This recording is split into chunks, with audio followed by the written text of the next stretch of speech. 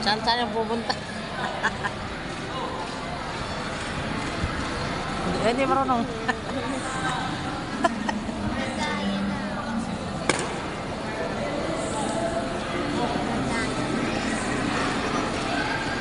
Di ba?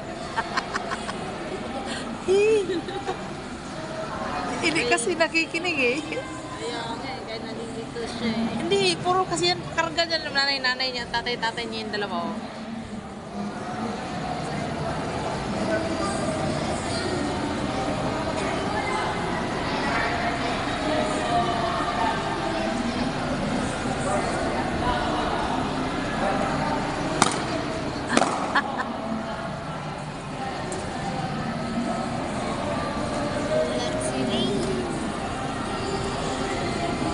Practicing with sa bahay.